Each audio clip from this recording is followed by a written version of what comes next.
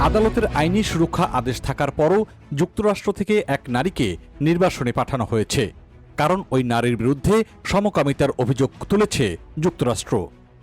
গণমাধ্যমের খবরে বলা হয়েছে, উত্তর আফ্রিকার দেশ মরক্কোতে ব্যক্তিগত সম্পর্কের কিছু ধরন আইনগতভাবে অপরাধ হিসেবে বিবেচিত হয়। সেখানে এজন্য কারাদণ্ডের বিধানও রয়েছে।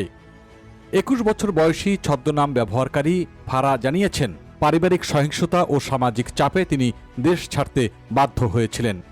সম্পর্কের বিষয়টি জানাজানি হওয়ার পর তাকে মারধর করে নিরাপত্তাহীন অবস্থায় বাড়ি ছাড়তে হয় বলে তার দাবি।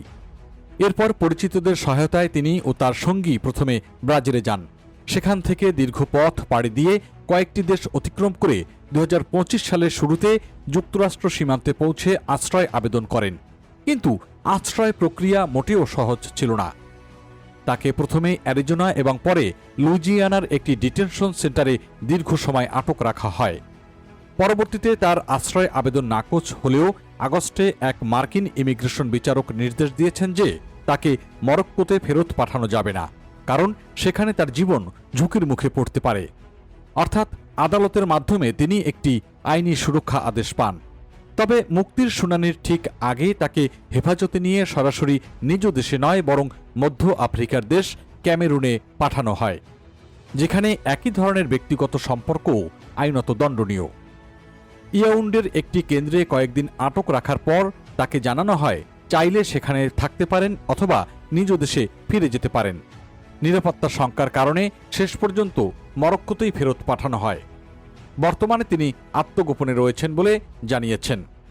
ফারার আইনজীবীদের দাবি, এমন আরও কয়েকজনকে তৃতীয় দেশে পাঠানো হয়েছে, যাদের কেউ কেউ মার্কিন বিচারকের দেওয়া সুরক্ষা আদেশ পেয়েছিলেন। যুক্তরাষ্ট্রের US department of homeland security জানিয়েছে, তারা প্রচলিত আইন অনুযায়ী ব্যবস্থা নিয়েছে এবং তৃতীয় দেশের সঙ্গে করা চুক্তিগুলো সাংবিধানিক প্রক্রিয়া মেনেই সম্পন্ন করেছে।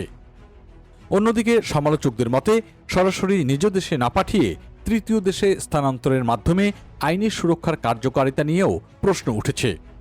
মার্কিন সিনেটের এক প্রতিবেদনে বলা হয়েছে, প্রায় 300 অভিবাসীকে নিজ দেশের বাইরে অন্য দেশে পাঠাতে অন্তত $40 মিলিয়ন ব্যয় হয়েছে। আরও বহু দেশের সঙ্গে এ ধরনের চুক্তি আলোচনায় রয়েছে বলেও জানা গেছে। বর্তমানে মরক্কোতে ফিরে অনিশ্চয়তার মধ্যে দিন কাটাচ্ছেন ফারা। তার বক্তব্য, সব অভিবাসী হুমকি নয়, আমরা শুধু নিরাপদে বাঁচতে চাই। আর এই ঘটনা আন্তর্জাতিক অভিবাসন নীতি ও মানবাধিকারের প্রশ্নে নতুন বিতর্ক তৈরি করেছে, বিশেষ করে যখন আদালতের দেওয়া সুরক্ষা আদেশ থাকার পরেও একজন আবেদনকারী শেষ পর্যন্ত নিরাপদ আশ্রয়টুকুও পাননি।